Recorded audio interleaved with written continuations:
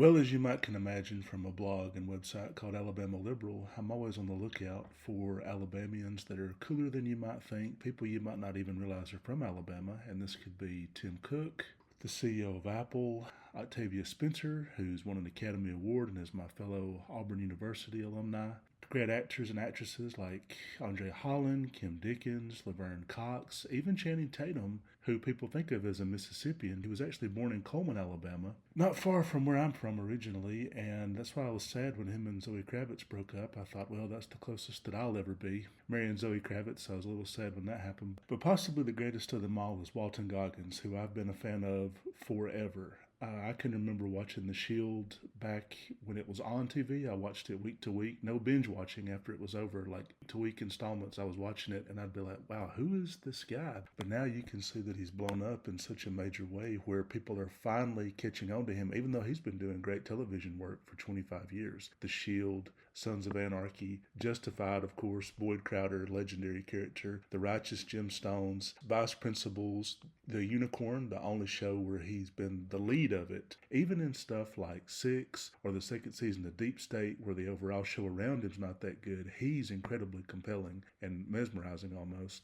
And so seeing him blow up and get big like this, it's sort of strange, right? Because he's been my favorite actor for a long time. And I've always told people, like, oh, you got to know who Walton Goggins is. He's great. You got to discover him. And then now that people are, they're talking about, oh, yeah, Walton Goggins, I always loved him. I'm like, no, you didn't.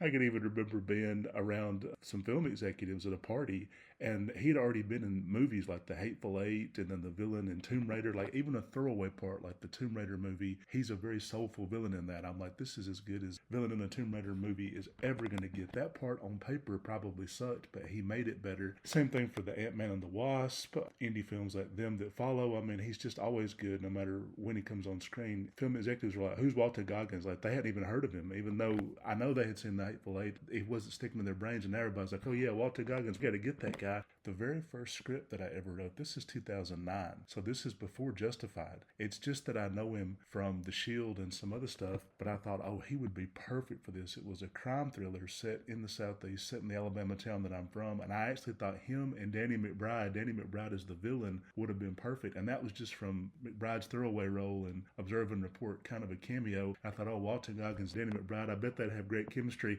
and this is years before Vice Principals happened and The Righteous Gemstones. People think I make that up. They're like, oh, you're lying, Alabama Liberal. There's no way you knew that. But I swear I did. And so seeing him get big, now it's almost like you're a fan of a sports team for years and years when nobody knows who they are, and then they blow up and everybody's like, oh yeah, I'm a fan of this. And it's like, no, you weren't. I just enjoy seeing that. I'm glad he's having a career as big as he always should have had. It's kind of incredible. The man's never won an Emmy despite being probably the best living television actor. All these movies, there's never really been like a film role centered around him like there should have been. So it's just great to see that this happening. And people would say, well, he's got such an incredible range. I mean, he can play almost any part. I mean, the Unicorn and Baby Billy Freeman and Boyd Crowder, these are all just wildly different parts. There's a menace and a vulnerability. He can do both really easily. So what's the secret to his great performances? For a lot of very versatile actors, you'll notice there's one common thread in their performance, no matter what's going on. Like for Ben Kingsley, he can play Mahatma Gandhi or the romantic lead in Elegy or